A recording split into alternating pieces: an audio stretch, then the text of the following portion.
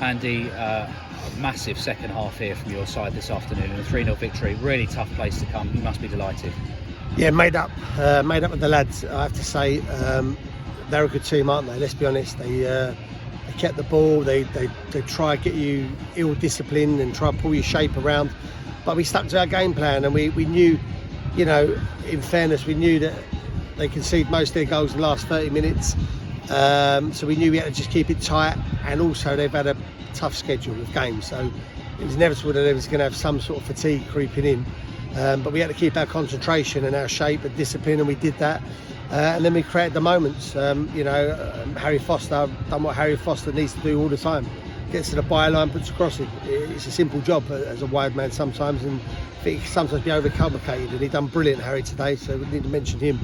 And the result, was a deserved 3-0, I thought.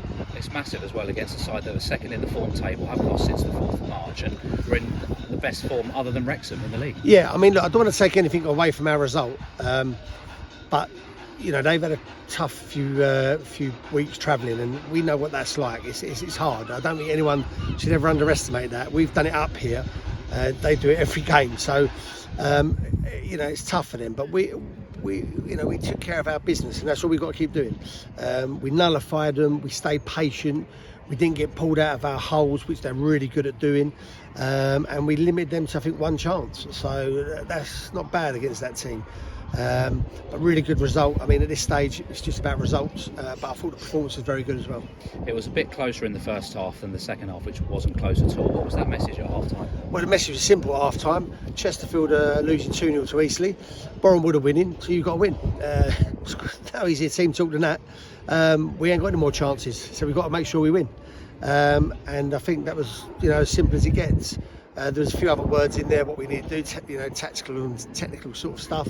But look, the message was the message. The lads knew they had to get a win with the results sitting as they were at half time. And they went and took care of their business. And that's what we've got to do. We've got 3 more games, and it's literally in our hands. We've got to make sure we keep it in our hands.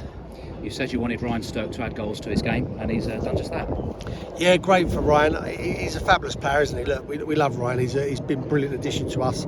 And he's added goals to his game, and that's what I want. We need other players to chip in. So great for Ryan. I thought Billy was good today. Billy come in.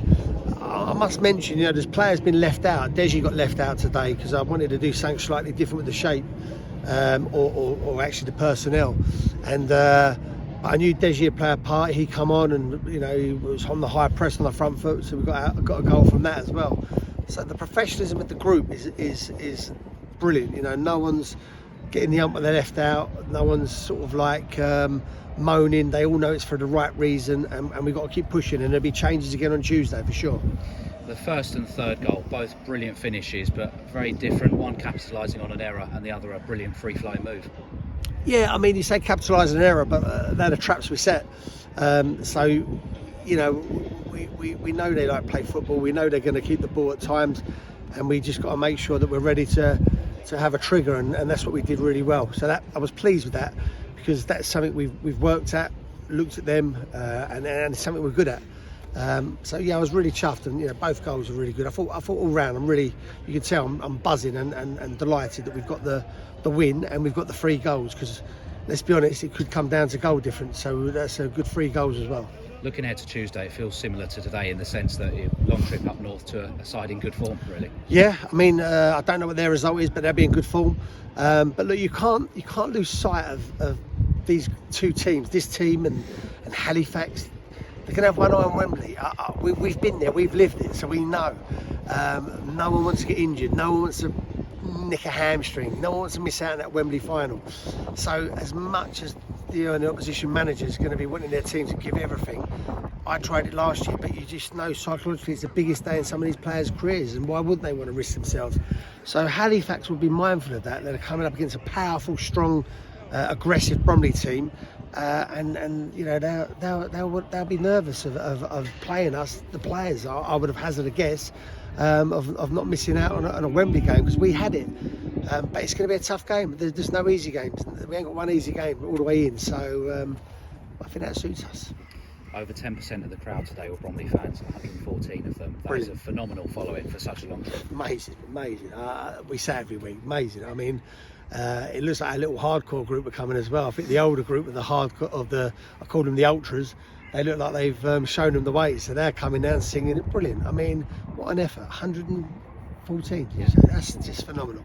Hopefully they saw the lads appreciated that, you know. So yeah, really great. And we've given them hopefully half a nice journey back. And hopefully get their support on Tuesday as well. Yeah, let's come along. We need you. You know, you're our 12th man. And again, I've said it all along, it's going to go to the wire. This. Don't think we're across the line yet, because we don't. We've got to go right down to that last game and make sure that final whistle's blown and we're in. But at the moment, it's all going to plan. Andy, thank you. Thank you.